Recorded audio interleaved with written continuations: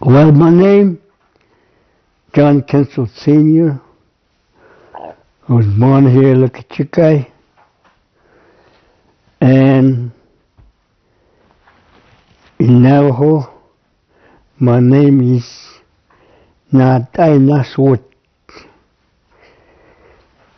That goes with when you're born, they give you something name, and it always contains like a powerful speaker or a general head man.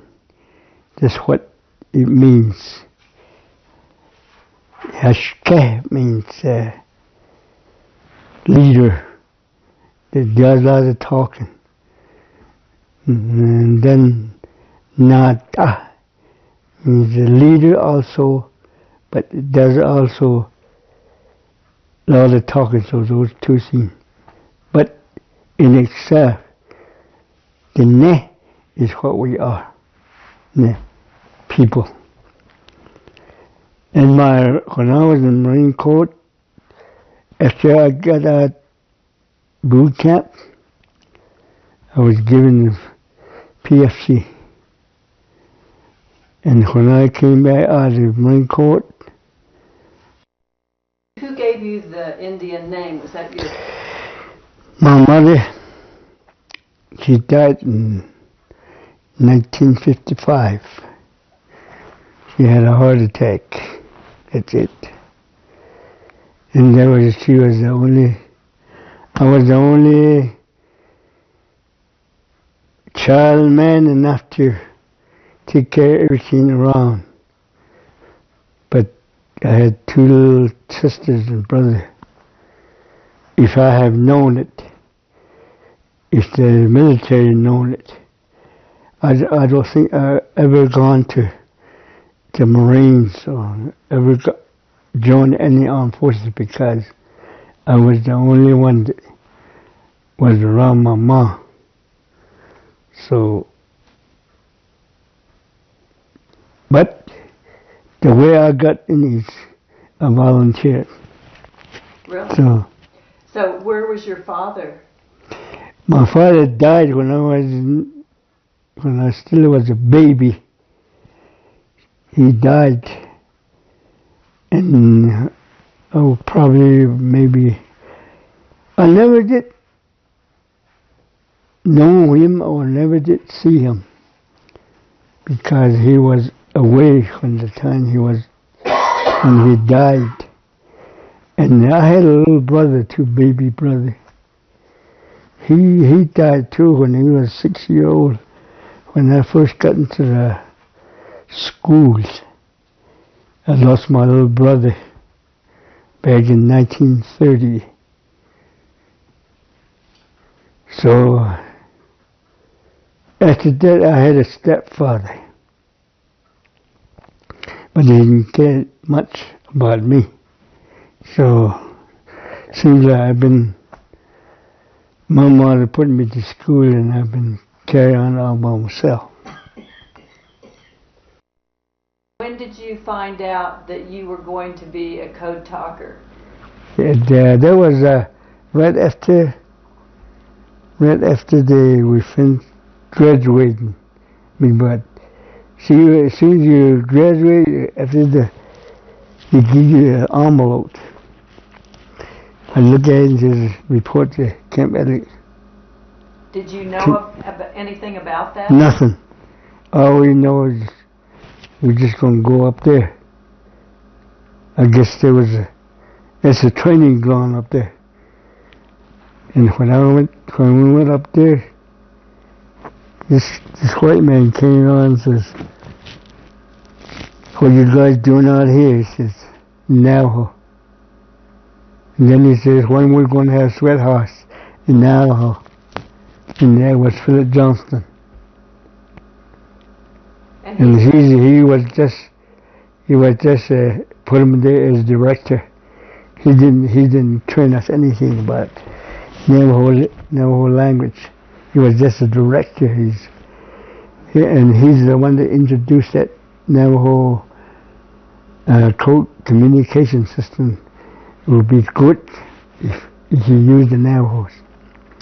And of course the commanding general and officers agreed with him. First he had to do some demonstration, and it came out good. So the commanding generals or officers said it was good too. So, did Fred Johnson, he spoke Navajo? He spoke Navajo, yes. How did he know Navajo? He'd been out here among the Navajo reservation. His father and mother, church people,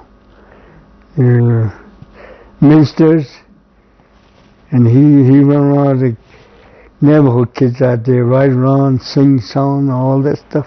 So he from the kids. Came up with Navajo. Yeah, but he spoke pretty good, but he never made any word for any coat. So somebody said that he's the one who developed all that code, but no.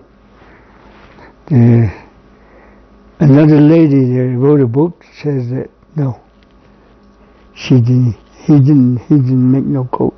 But it was his idea that the Navajo. He's the idea he recommended. So I think it was a good recommendation to me. And before us, there were some guys being recruited too. Just the one that they called the First 29. And they were recruited somewhere along May, June, July somewhere. And of course, August is when they made the landing at Guadalcanal. And during that time, during that period, the First 29 were going through the training process. And we came after them about the whole 1 month apart. We came until somewhere around about October. So you were almost part of that beginning group. They were already out when we came. So when they were gone, these other ones start coming in, you know. That's when they accumulate maybe about 90 of them. And there's always a big controversy on it that how many code talkers there was. In my own estimation, as far as the code talkers or number is concerned, I think it's only about 200. Now,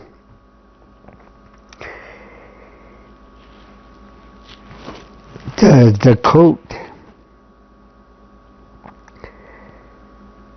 you probably read a book or what the First 29 made. I got a book in there that's made by McClain. She wrote it all down, and what the First 29 developed. That's all they developed here. Only 211. From here, we learn all that, and here's another 200. This is the one that contains the one that you communicate from rear echelon to front echelon, or rear headquarters down to the front line. That's the one that we learn over here. This is where all the military terms came out, like bivouac, artillery, drone, those stuff. So you're saying that that part of the code came with not the original 29, but the next. The second one is the one that's being used. I see. It's the one being used. Mm-hmm. And the reason why I say two is because in that platoon that I have, there's 4 guys didn't make it. They sent them to Raiders Battalion. You know, Raiders, they just go hit and run all over the country. When you say didn't make it, they didn't qualify for... They didn't qualify. See, they give you tests. Remember, I'm fresh out of high school. Those big lines like infiltrators and amphibious and recommended concentration, those worked. I went through just like that. Just 5 months out of high school, and I got my diploma, and I should be know what I'm saying. I learned all this when I was going to school at St. Catherine. When you got back from the war, you're saying that you didn't want to remember anything. Mm-hmm. Yes, ma'am. From that point on, when they came out, everybody was silent, I guess. Just like me, I was surprised that I'm alive, and I came back, and I just want to forget everything of war and nothing. But in the meantime, I came back over here in 1946, and then I wanted a job, see. I wanted to work. I went down to Chin Lane, and they gave me a job there. What were you doing? I worked here at the school here as an instructional aide. They gave me that job here. But transportation was scarce. That I had to walk all the way back from Chinle here to here. How many miles is that? It's about 26 miles. How often did you do that? So I just, like I said, all the time when I was young, I was doing a lot of running around, you know. Distance wasn't anything to us. And there's no vehicle hanging around, except buckboards. I caught a ride from way out there for about 4 miles, I guess, on the buckboards, and then I walked the rest of the way. At that time, my oldest son was just a little guy, you know. All I had was 1 can of milk in here for him for bed at night, but it was raining. Now, like, let's go back to this talking about things. What happened? See, I know these guys came back over here. They still didn't want to talk. They were still uneducated. Maybe they learned some when they were over there in the overseas with these other Anglo guys, you know. But for sure, some of them didn't even send any kind of message. They've just been there, yes, probably as a runner or whatever, or the elite patrols and all that. But when they came back over here, there's always a GI Bill. Some of those guys went to GI Bill. GI Bill went back to school. I know Bill Toledo did. He went back to school. And after he finished high school, I guess he got himself a job. Me, I really got a job, and I was doing work for the government over here.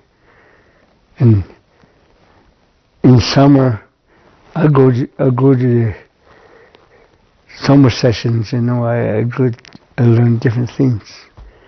I grade myself like that all the way. And then, while on the other side, these guys that went to GIB, Bill, and then they even went to college. Because there was enough time, when they classified them, there was enough time, 24 years. All that time they've been doing all kinds of stuff, going to school and graduating from college and all that. These same guys that came back from overseas that didn't know how to talk, by the time they declassified that thing, these guys they know how to talk like a bunch of lawyers. That's where all these have been captured. I had the bodyguard. This stuff came out. And then they know how to talk. A lot of these stories they told about, like Regiment with Jima, flag and all that stuff, where they've been and all that. Some of them just false reports, you know.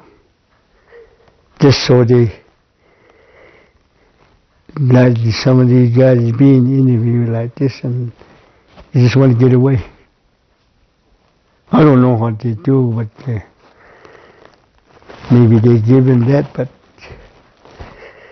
maybe that's the reason why they get in front of people. Like I said, no, I always say that when I'm going out there, I says I'm going to tell the truth.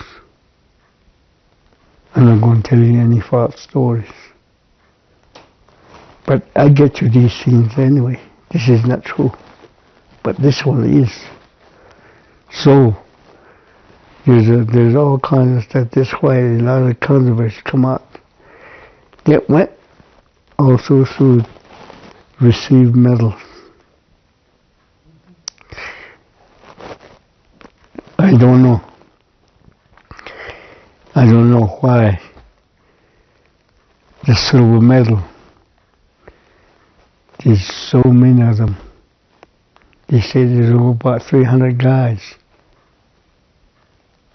Like I said before, I don't think it's that much.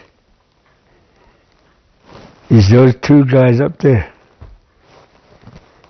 big men, and Udall. They're the one who legislate those things. I don't think they should have done that. Oh, no. They should have come out here and have a thorough research behind these guys who was actually a code talker, who actually served as a code talker. But what they did is, I know our president said the same thing. We got a big list. I got a big list in there. And I asked him, how am I going to know that which one is going to get the silver? How do we know that which one was the actually code talk? How are we going to issue those rewards? You know what he says? Just according to that list, he says. Because his name is on it too. So, he got his silver, and he's a Code Talk Association president now, and he's a doctor. See what I mean about these things? Yeah, people can make a name for themselves, you know, a certain way. But from the side, you look at the guy, and he says, it's not right. We're not talking about something that is just a game.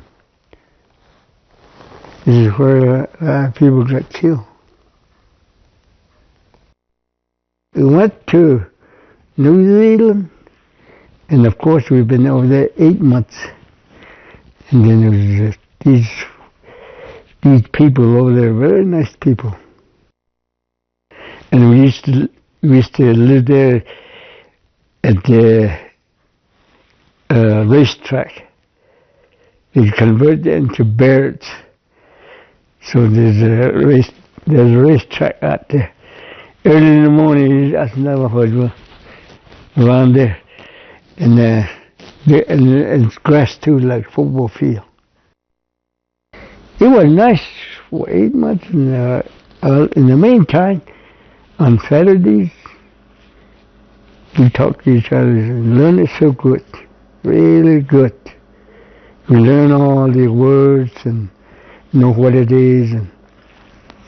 And when we got to, we had one landing problem out in the land.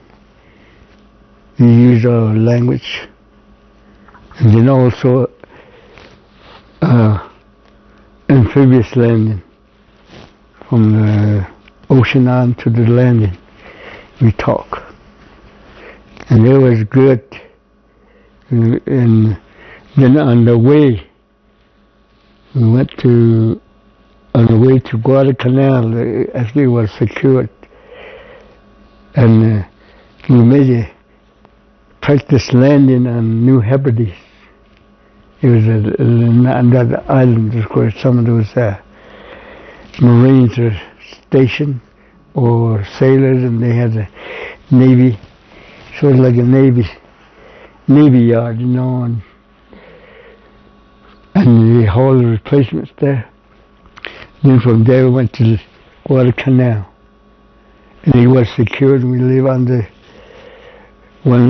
the coconut grove, set up our camps. And at that time, the old Japanese, you know, come from somewhere at night. They always roaming around up there. Every 30 minutes he drops a bomb all night. And then he goes back in the morning.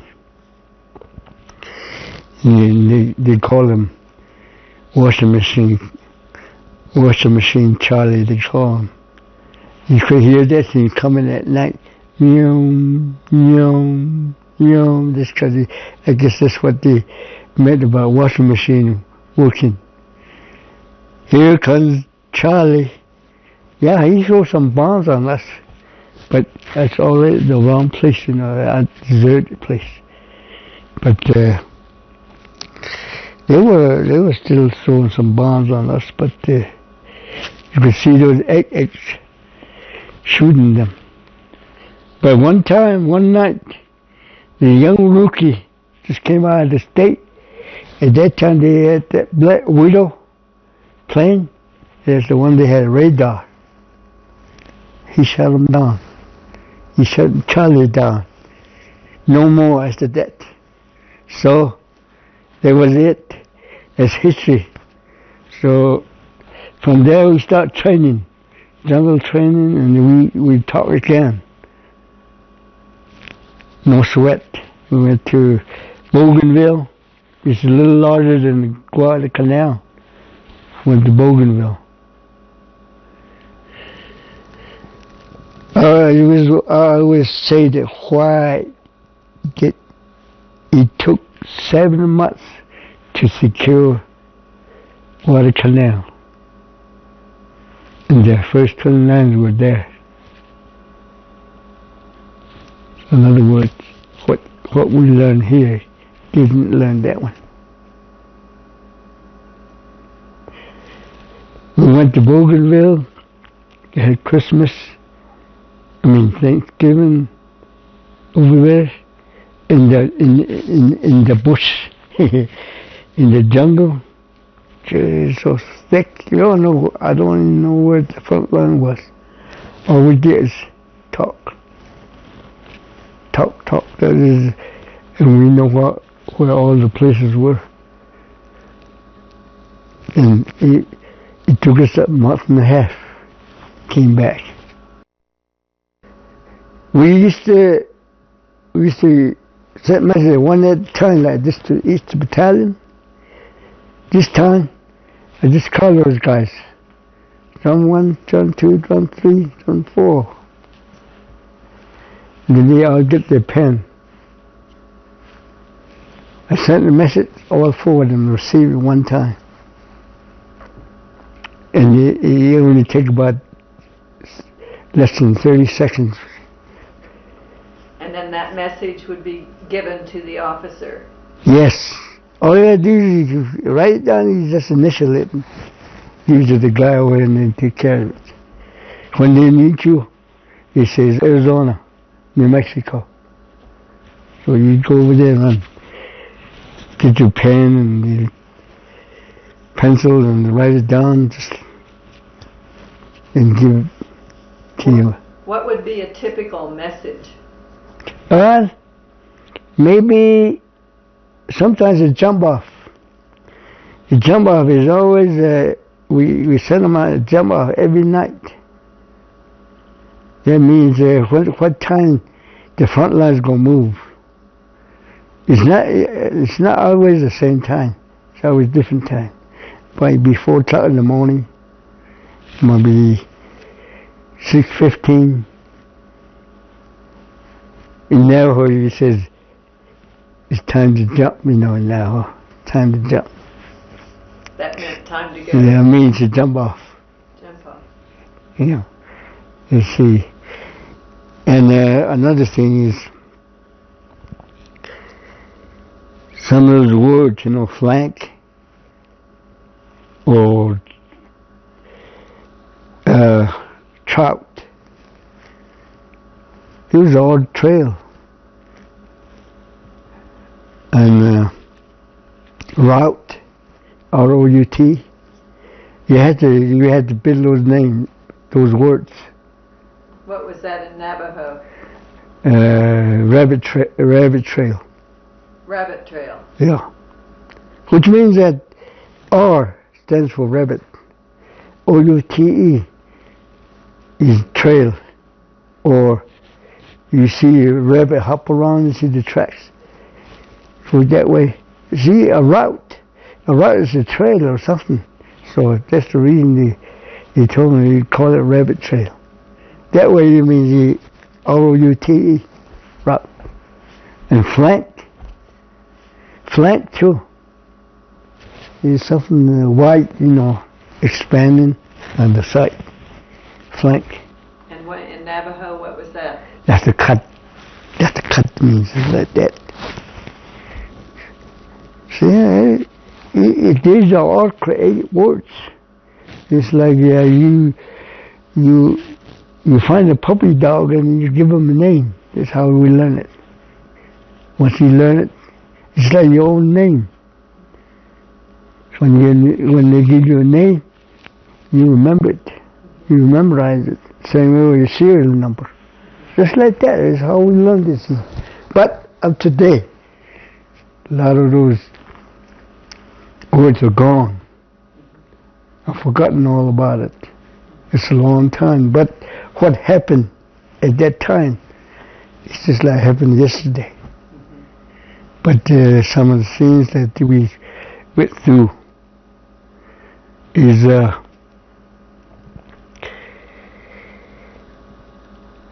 and then again, when we're communicating, there's always a guy that is right there. So I use his radio. Sometimes I use John, big man John Walker. He's going to see, Hurry up, Mike, hurry up. One day he asked me, he says, how come it take you so long? And over here me about lose my arms, he says. Well, when I sent the message, I asked the other guy, what's happening back home, what's going on at home and all that. He says, I know all the time you guys are pulling something. He says, this way. There was another guy. So he would have to wind it? Wind it. It's just like a to generate the energy. Generator. Yes, go like that, and then there's a extended hook antenna sticking up there, and it's a really powerful thing. So what was you went to Bougainville. After Bougainville, where were you? We went to Guam. It was from Bougainville, from Guadalcanal. See, we went back to Guadalcanal. And then we train again and rest up and all that. And the staging area. Board shipments out going that way. Somewhere along the line, the Marshall Island, Gilbert Island, somewhere, we made another landing problem. Because we landed on a little island from here to the highway, I guess. Nice little island. And then there's quite a few of them islands. Everybody took off that way. And there's this, our company made the land on this little island, maybe about 1 mile by 2, I guess. And lay out there on the beach, you know. Nice country. That was in the Weetah. It was in the Gilbert Islands, or Marshall Island, way up there. And then we board ship again, and then we start sailing. Way up there about somewhere between Marshall Island and Guam. All of a sudden, all the ships start turning this way. See, what's going on? And then the speaker out there says,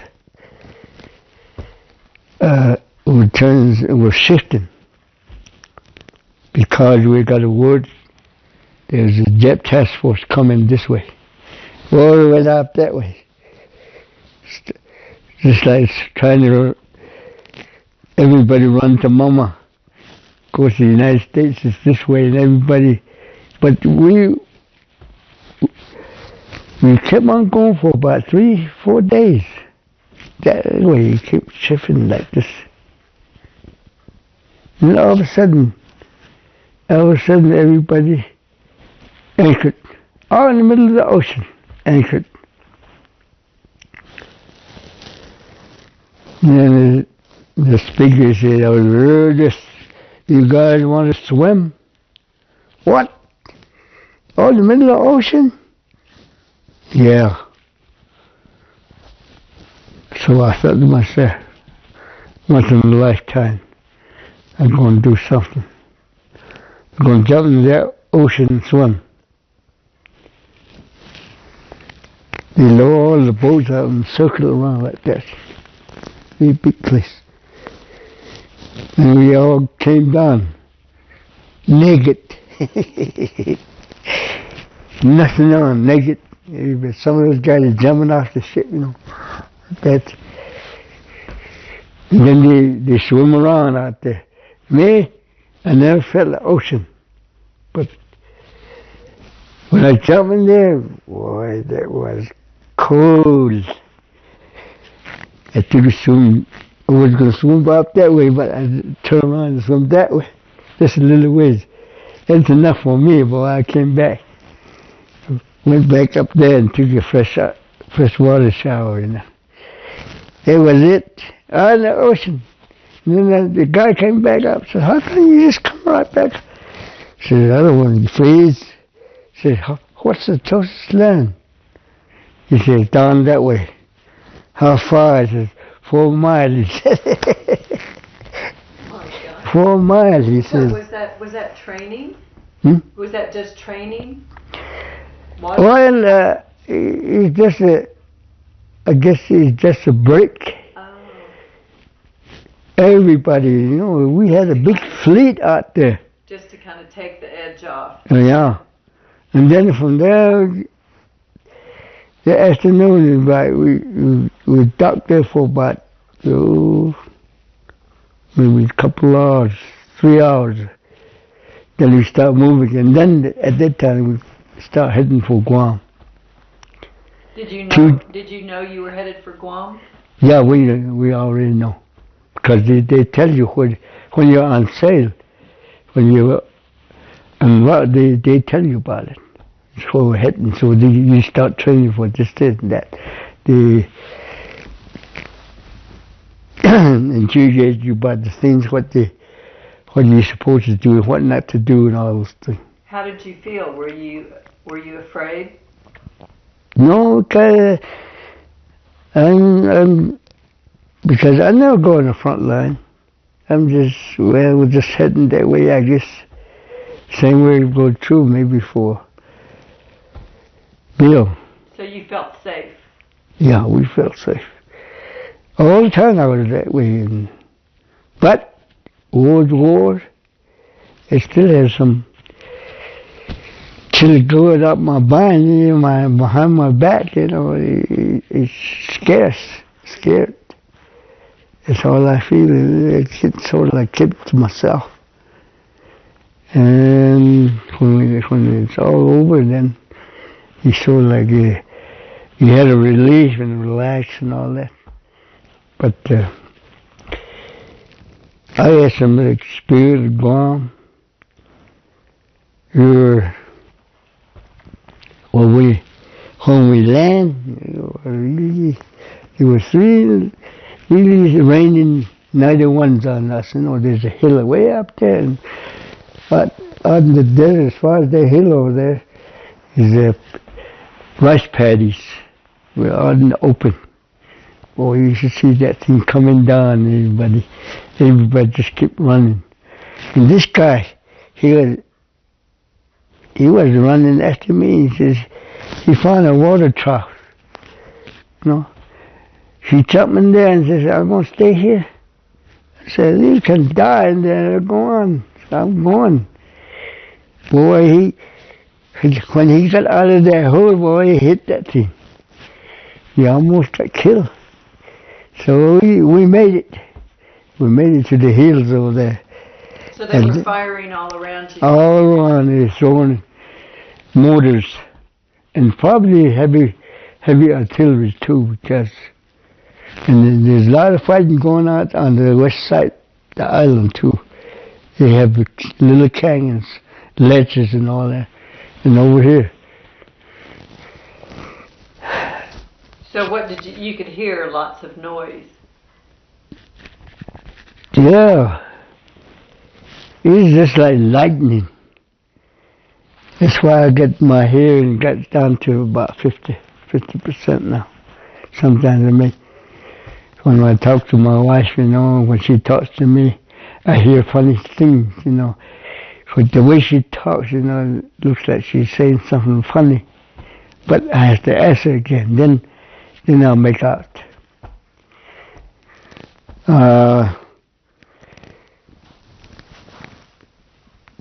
Went over that hill there, you could see those big guns sitting way up there, and ours are sitting down here, and they're throwing that thing at each other. And of course, the Japanese, they're looking at us from down there, You got a powerful binoculars, kind of shaped like this. To tell them, you could see your number on it right here. I found one and looking at it. From here to across there, against that hill over there, the guy got the U.S. Marine Corps. This thing on him right here in the shirt. Tell it USMC on it. But what they're looking for is the leaders. They told us never to wear your emblems, whatever you are. If you're a captain, don't carry no bars. See, the first 29 learn all those things, like these bars. They said 2 silver, 1 silver, 1 gold, 2 gold, oak leaf, major. The generals, 1 star, brigadier, 2 star. All this and that. All the way out Navajo. Now, when we went over that hill there, when we advanced over that hill there, John and I was John, that big guy, I call him John. Both of us are John, We got mixed up on name all the time, so I'll go and call you Mike. He says, he calls me Mike, and I called him John. You know, snooping around up there in the little bush, you know, and all of a sudden, there's two people, their arm tied like this, their head sticking in the bush. And he went over there, and I used my rifle, and he went like, no head. Hey, John, these guys had no head. It's a man and a woman. The elders about maybe 40 years old, both of them. They cut their heads off, and I don't know what they did with it. But along that area, there's a lot of Japs laying around too. Kill. Stink. Ooh. And they always tell them that never keep those bodies around like that. You know, some of those, they lay on the hand grenade, and you pull it over, boom, come up. There's booby traps. So I never bothered them. I was a lot of them. I smelled a lot of them. I seen a lot of body parts laying around, and my goodness, terrible. When we was up to top of the hill there, also I seen some house being shut up, and there was a goat that got killed too. And then there was a dump, food dump. Found one of those,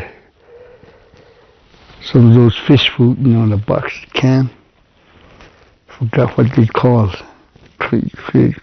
Crab meat, I guess. It's good. John and I, he's got a case, and I got a case too. We carried that thing around. We ate that. And that was Japanese? Japanese. He made it with captured tasting, and boy, it was good. And it took about, a month and a half, I guess, we secured that place. There was a lot of fighting going on there, a lot of killing. They said that there was some civilian people over there somewhere. I never seen them. All I see was these two guys with no head. And we stayed at one place there, at the beach. This where the tide goes out way out there, as far as that mountain over there. And you go out there and you see those, you call them bird eyes, you know, the shells. Yeah, it's hanging on the leaf weeds. There's your crab or something inside, you know. I guess those guys, they pick a lot of them out and make something like this. Oh, like a necklace? Uh-huh. With the things from the tree. Uh-huh. Maybe something like that. Mm-hmm. And I've seen some real orange black ones. They're the same shape, but there's a circle around them, real orange and dark in the middle. Nice, but you hardly get any. And then there's a guy got caught by a clam about that big. You caught him right here. What was it? Clam. Those things that goes like that, clam. Oh. It started going down in the holes with them, so they grab him and pull him back out. But he said that thing sucks, I guess. He sucked all his flesh off. He was just screaming. But they got a crowbar or whatever. They opened that thing and got his foot and nothing but bone. They was the scene, this war was going to see anything war like that. And you were 20 years old. I was 20 years old, getting to 21. So, I guess I was 21 by that time, you know, in Bougainville. Then got back to Guam. It was already a year, 43, 44. See, this all happened in 43. Guadalcanal and Bougainville, New Britain, all the rest of them, like Tawara and all that, Gilbert, Marshall, they all happened in 44. Same way with Guam, we did that in 44. Of course, So what happened after Guam? well,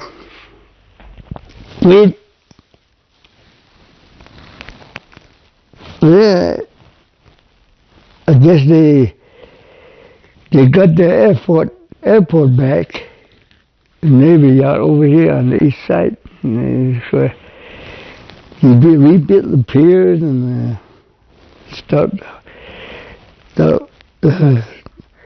bringing loads and for our stuff.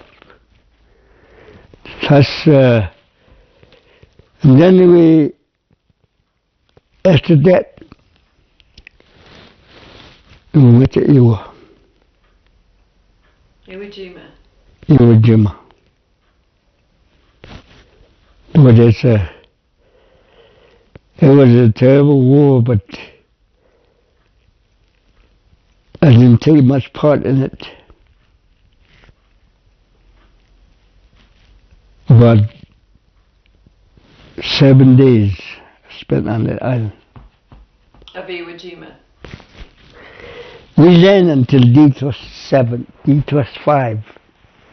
That means 5 days after the land. The 4th and 5th, they land, and we were out there floating in reserve. By the 4th, 5th day, I guess the guys over there at 5th Marine Division are all chopped up over there, and they need another regiment, so the 21st went in. And then the next day we went in. So we hit the center. I always had people that know, the young guys out here, long time, they always say that I was a good runner, always a good runner. I proved it over there at Montanyama No. 2 airfield. So they were really, they had that elevation like that, steps. And top of it, there's pillboxes all the way around with machine guns set up. And down there is level like this airport, about 75 yards across. And we're behind the hill. The sergeant says, when I say go, I want you guys to run. Don't wait for anybody. If you get somebody fall down, keep on running, he says. Okay. Right away, right there, I thought to myself, by God, I'm going to run away from those guys. As soon as they say go, I'm going to take off. They're not going to shoot at me. I'm going to run by myself. They're going to shoot at a bunch. Sure enough. When they said go, I was already about 22 yards away from those guys. Really running. I dived in the first hole there. And I stuck my head out, and I saw a lot of guys laying around some of them trying to carry their buddies, He told the sergeant, keep running, get away. So up there, the hill is real loud. You can see those bullets, shell ricocheted off the floor, like that. And finally they open up over here. Our old man, they open up there. Really blast that thing up. Mortars, machine guns, BARs, whatever, tank, anti-tank guns, and boy, it was war. But me, I was in the hole. That night, we moved maybe about 100 yards. There's a lot of fighting going on up that way. Every now and then you hear go right on top of our heads. And then you get the star shell or whatever we call it at night. And those Japanese, they like to run around at night and cut your throats, you know. And they banzais and all that stuff. But it never happened in our area except that on the 7th day, March 2nd, that night, Bill, you know, we set up John and the rest of the guys, they had sandbags piled up like that, and they put a tent over it. There's a little hill, almost twice as high as this ceiling here. Little hill there. There's a cave in there. These Korean people came out of there and said, these Japanese are going to blow this hill up tonight. You better move somewhere else. We didn't listen to them. Boy, that night about 11:30, boom! Boy, that scene. You seen so many dust flight. John and his gang, they all got covered up with dirt.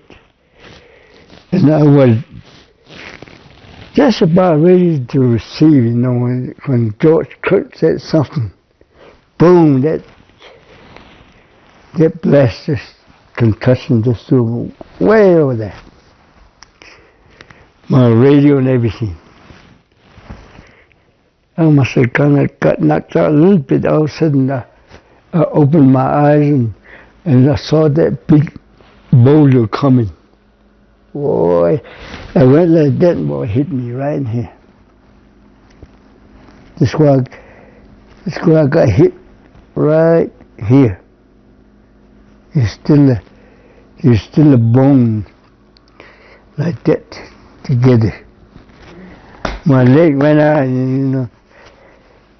Right away, I guess they ducked them guys, ducked themselves out, you know, they ducked them out. And here comes John. He says, are you all right, mate? Are you all right? And it seems like my leg dead, I said. So he tried to pull, you know, and they don't feel it. So he picked me up and took me over to sick bay. And he put me on a jeep. Took me down to the beach, about 2 miles down the beach there. There's a bunch of them laying out there on the couch, you know, those buried, you call it buried couch. Out there, there a few of them. He put me right there too. Every now and then there's a shell comes over in the middle of those guys, you know. It was wounded. It's a good thing they didn't throw any on me. Next day they moved the hospital ship a little closer and they hauled us out there. Boat us on the hospital.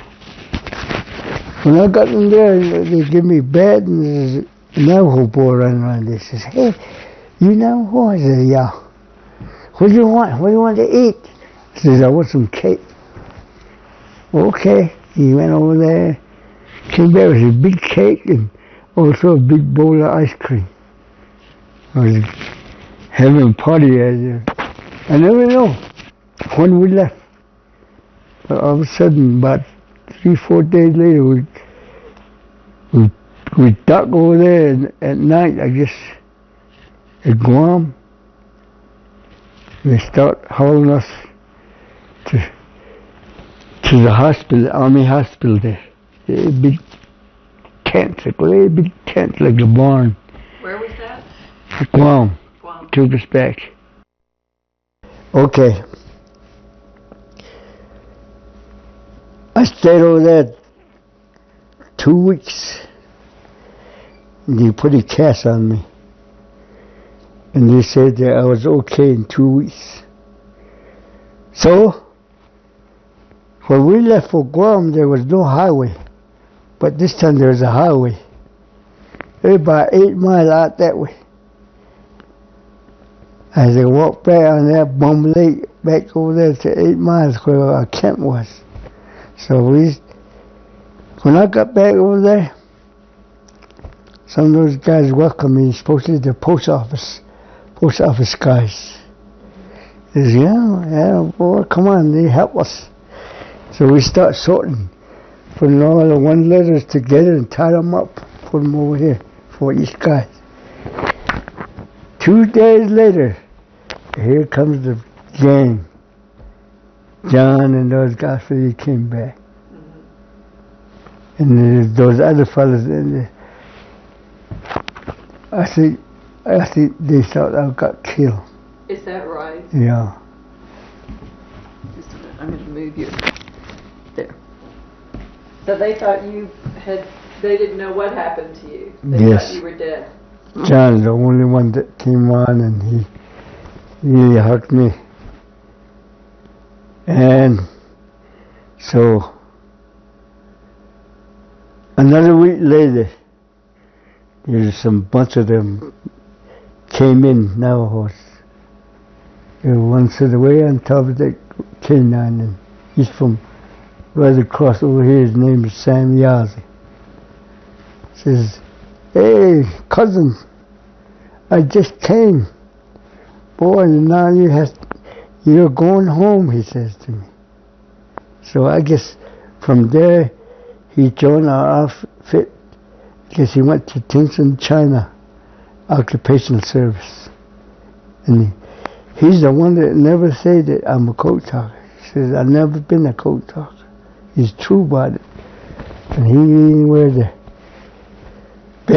patch. Certain reason patch. And he said he never was. He never was. And I know he wasn't, because he just came and just as a replacement. All these guys at that time, in later part of 45, I guess, that came in, they weren't code talkers. So did you go back into then you went back to duty after the hospital? Yes, that's why I get back to duty, and we stayed for maybe another 2 weeks and board ship again. Start coming back. By that time, everything's okay. Everything was okay. And these other guys that came back from Iwo Jima. Oh, it's nice to see. I think there ain't very many. We didn't lose very many guys. Maybe 1 or 2. Maybe at that time. I didn't see anybody besides me. I think I was the only one that got me out of there. So, if somebody was wounded too, I could have run into him in the hospital, but didn't. And there's all kinds of guys over there. Army, Air Force, Navy, and there's a nurse fly back and forth to Iwo Jima, bringing all those wounded. I saw her in the paper one time. Old lady. I don't know whether she's still living or not, but she's about the same age as I was, I guess. She was a nurse. This, on the way back, see, took us about 20 days to get to Hawaii. Big, long ship, kind of, about maybe 3 decks. What was the name of it? Do you I don't know. It was an army ship, they said. But there was a lot of us. Well, we caught cold on the way somewhere between Guam and Hawaii. Cold. Oh. And then when we got to Guam, when we got to Hawaii, they told us that you guys can go on Liberty. 8 hours, come back tonight, because you're going to take off sometime 10 o'clock tonight. So it's when Bill and I took off. We went down to Honolulu. What did you do? Huh? This where we took pictures. Oh. Took a picture, and then we get a stateside haircut and bought some clothes, like I bought some Levi's over there.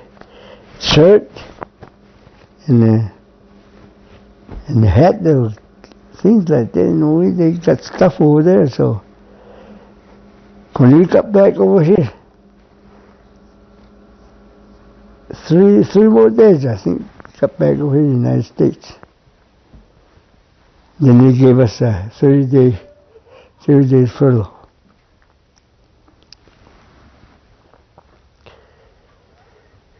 We bought ship, all of us bought ship, all the guys,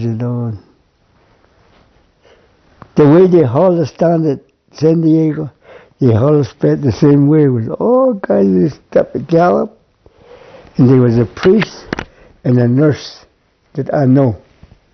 They were from here. She was a field nurse here. There's a priest down there at the church. I guess they stay together like this, work together. They're the one that met me. John says, "Are those your parents?" I says, "Do I look like a white man?" That's a priest, and there was a nurse. Nurse was a redhead. So I got back on I guess my mom. You really get along together with my mom. Just told him to pick me up. Because I already wrote letters. I'm coming that day. So no transportation. I have to go all the way around Ganado and through here. From Round Rock up to here, way up there down that hill, I got off. It was about 6-7 miles down there was where my mom was. I had a suitcase about that big. Got some cigarettes in it and some little things, I had a rope around it, and I carried that thing all the way. I know where they live, because we used to live down there before I went to war. So I know where they live. So, but I stopped at my uncle's place first. I was sitting on top of the hill there for a while, seeing those people, a lot of activity going on down there. And my grandfather and my uncle and their kids and my nieces and all those kind of people over there. So I walk over there. A little ways. I guess I really look strange or something. My uncle says, "Who are you?" He called my name. He was chopping wood. "Who's that, He threw that X away and, hey, all of you, this is him. Everybody ran out here. He hugged me and everybody cried and everything. And so they fed me right there. I left my suitcase over there. And then he says, my mom lived down about that, a mile and a half down that way. So he told one of the guys, get the horse and put that suitcase on it and say, take it back over there. The guy couldn't pick it up. So I went over there and picked it up and hung it on the horse, and we took off. Over there was the best day of my life. I saw my mom. She never said, all the time she said I'd come back. The medicine man too. The one that had the ceremony for me. He said, you're going to come back all in one piece. And it's true too. That same day, she went out and got that man again. The next day, he has a ceremony for me again. Just sort of like initiating me back to this land, to the people. But I guess I'm sort of like some kind of infection, the way I'm a warm man, I've been over there to see people get killed and all this stuff. But so in the next 30 days I've been enjoying myself, meeting my people, eating Navajo food and all that stuff. Mutton.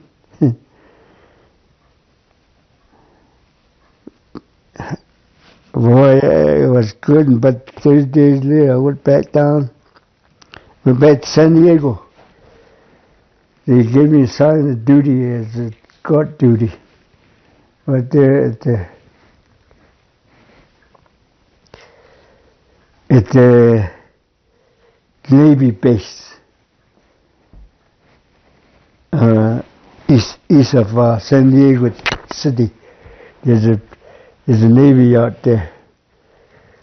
Dry docks and all that. I was added to one company, and it was A company. There's a B company on that side. I saw two Navajos on B company. And I was by myself here. That's why I learned how to ride a bike too. I never rode a bike before, but the patrol was bike. Instead of taking patrolling, I start using that thing and roll on. Pretty soon I got to it. And every night, every day when I'm gardening, I always ride that thing around, That was it. After when I got discharged, I forgot about how to ride it. Never rode another bike after that. I ride a horse. Do you still ride a horse? Yeah, that one out there. And so this is January 22nd. No, January 1st, 1946. Gave us our discharge paper. Happy New Year, everybody. They took us back to train station. Had my seat back with me on my shoulder. I plumb forgot about it. When I boarded ship, when I came back over here in Gallup, there's something I missed. Hey, I missed something. When I got back over home, I remembered my seat back. So I came out here. I used father's phone. I called down there. He says, It's the only one that's still laying in the warehouse over here. It's got a diamond on it, and there's a middle 89 on it. Yeah, it's still in here. So, 2 days later, when I got my muster out pay, $100, I went back down there and got that seat back. You know what I had? A bunch of carton of cigarettes. Chestlers, Lucky Strike, Chesterfield, and out here, no cigarette. Nothing. You have to dry the tobacco, shave it, and smoke it. And here, I had about 20 cartons of cigarettes. Came back up here, and I gave one to my grandfather, little man. Here, Trey. You want to smoke? You know, he cried, that's what I want. You were talking more about Iwo Jima and about the ceremony. Oh, this Japanese guy talks good English, very good. I understand that some of them went to school in Chicago, Los Angeles, UCLA. Like that man, that Yamamoto, he's been out here. He knew all the time that they're not going to win the war, but the only first nation they could fight is American. So they lost the war. It came out true. Oh, let's get back to this young guy. He was a lieutenant. He asked the communication officer, say, what kind of language do you guys use? What are you using? He says, none of your business. Get out of here, tell him. So that's the only prisoner I saw. One, besides, there was 3 of them. But 2 days before, I and another guy were digging around the bush over there, trying to find some souvenir. You heard something moving back there in the bush. Hey, you better check on it. What's that? Pretty soon I was over here, and he was big eyes, Jap, he says. So we went. It so happened he crawled out of that bush. His leg was no good this side. Gangrene. So the guys, he went back over there, and a whole bunch of guys came over here and picked him up and took him over there. Chopped his leg off for him. But that night, he found in the K-Bar somewhere and killed himself. So that's the only one I've seen. And then at Guam, in the prison camp there, I only saw one woman. One woman over there, maybe 6 prisoners besides her. Other than that, nothing. At Iwo Jima, I didn't see no live jacks. All I seen was dead ones. And this first place at Jima, the Japanese start throwing rockets with big. They had a tank lean up like that. You hear that thing, oh! Everybody takes off, and boy, it shakes the whole island like that. Rockets. They're from here to that long. Oh, they're terrible. And then I just read, like I said, I only spent 7 days on the island. After they raised the flag, we seen that. But it was not the original flag that we saw. It's the reenact one. And our Hayes was part of that. To make a hero out of him. Celebrity out of him. Oh, these are the things that shouldn't have been told, because the guy that first took the picture, and the flag was about that long, that white little one.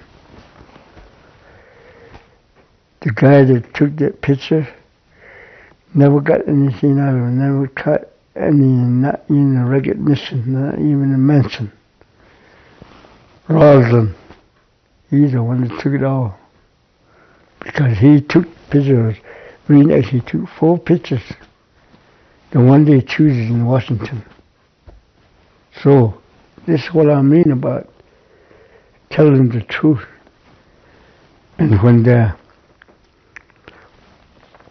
flag was raised too, they say that it was a radio in Navajo. I didn't hear it.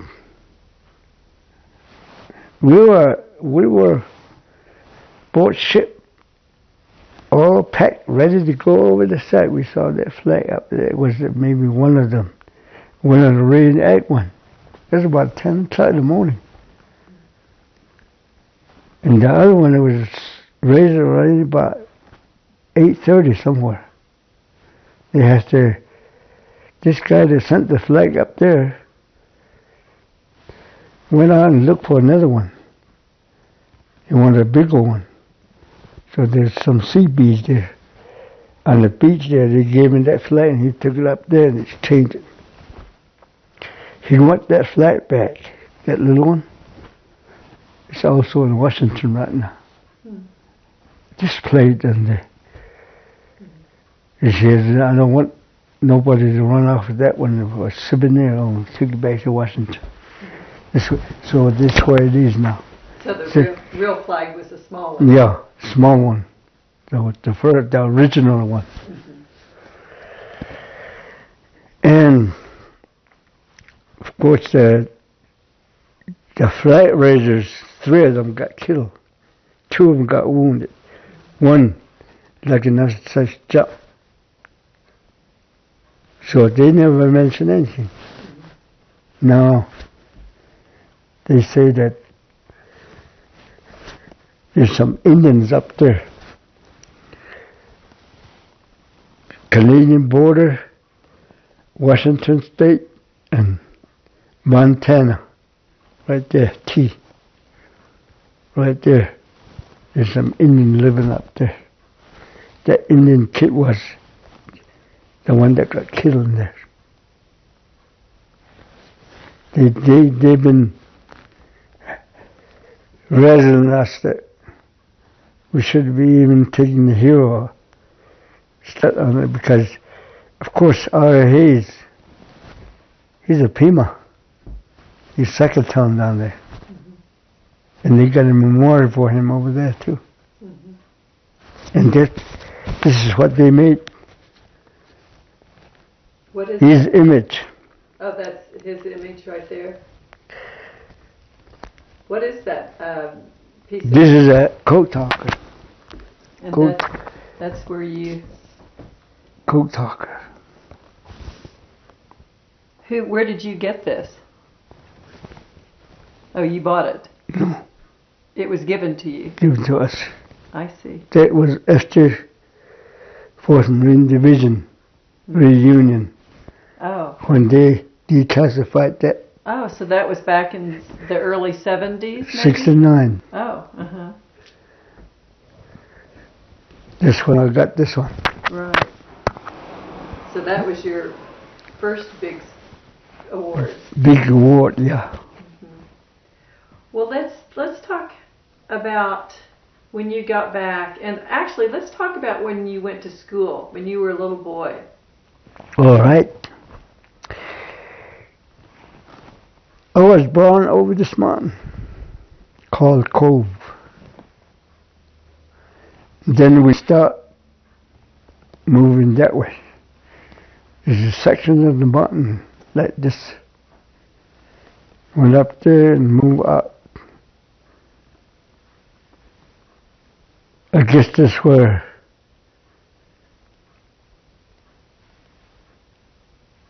we separate from there with my grandparents, grandfathers, my father's parents. My mother's family was over here. And I was just a little boy, came out here. Then I just, seems like we had a lot of family. They've been sort of like to shovel me around, you know, you go over there and stay over there for about a week and then go over here about maybe a month and then come back over here, just like that. And then most of the time I was my grandfather. My mom, she comes around and take me home, but they come over there and take me to another place. Why was that? Because I don't know. It's just that. So I sometimes I say, thanks for doing that for me, but you guys just tossing me up. You know, other thing, you know, I do a lot of things, you know, like I said, you know, I chase horses, herd sheep, carry water and all that stuff, chop wood, ride a horse, not horse, but I used to have donkeys, you know, we do ride donkeys all the time, have fun.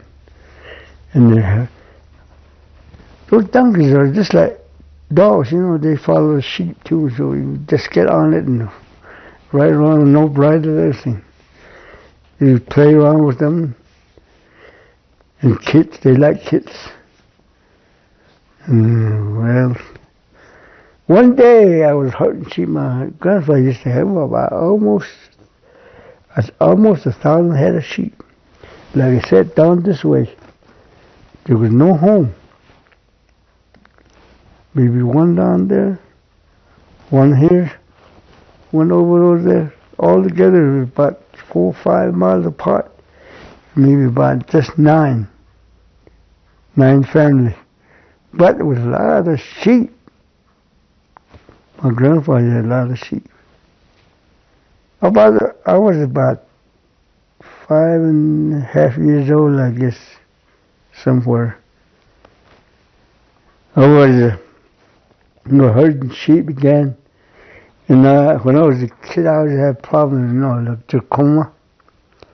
My eyes are red and dirt just goes in my eyes and it's hard to see.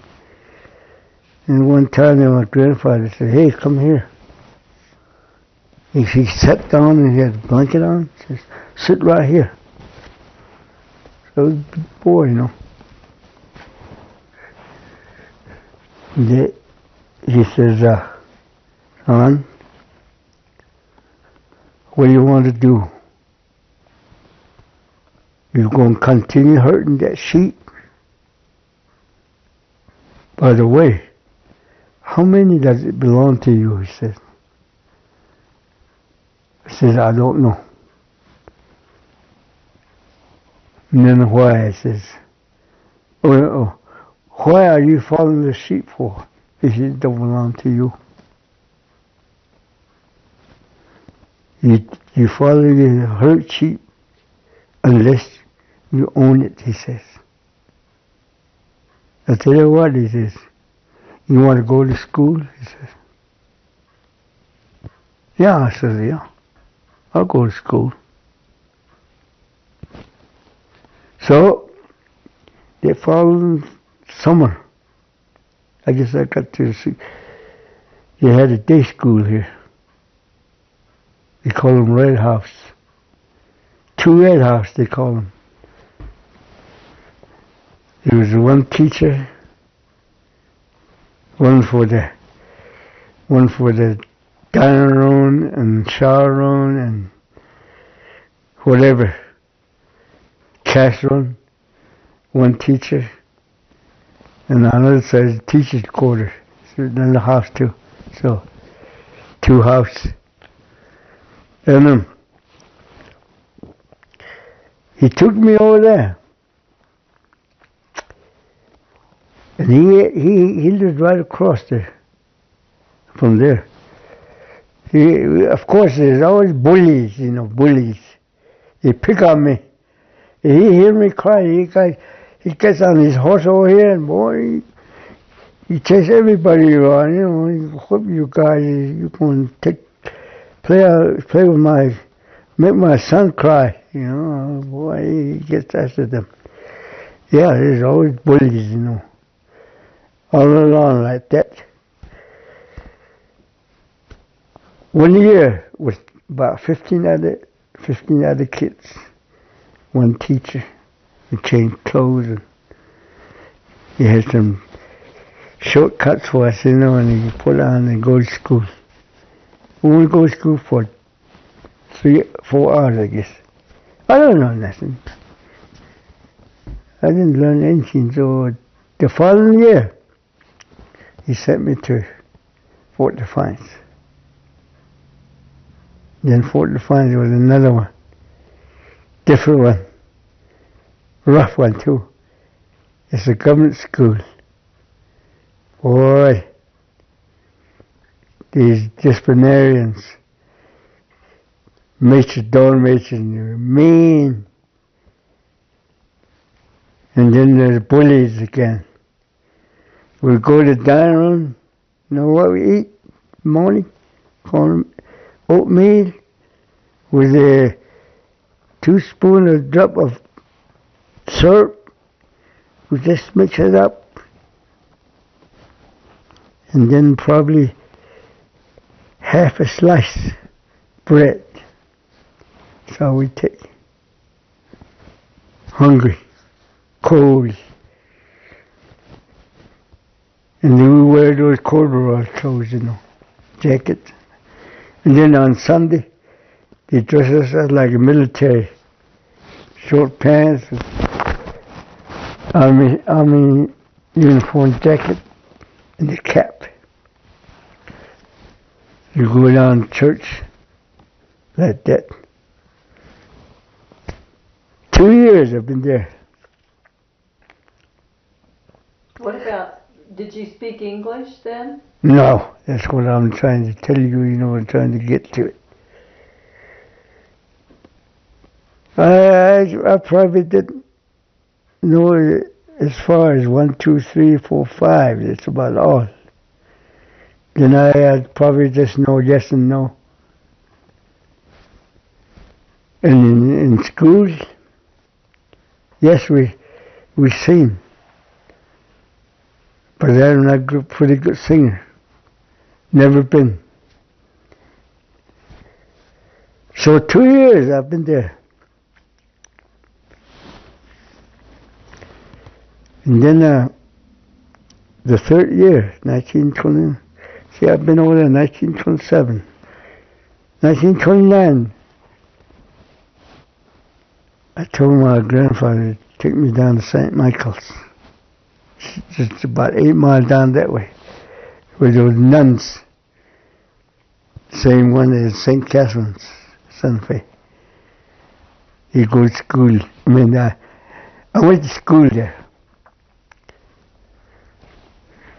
Still having problems to learn English, you know, and finally I saw those nuns, you know, those teachers, nuns. I was praying, running around praying in the early morning, praying. And then they would send us to church and we sing over there. They also pray over there. That's why I start picking up the lingo. I learn how to pray and learn how to sing. Pretty soon, I guess I'm a pretty good singer. They put me on the choir. So I really knocked myself out there, you know. Then I start learning how to talk English. You go to the Santa Fe Indian School? Yeah. And where? 1942, San Diego. Where are you, John? Right here.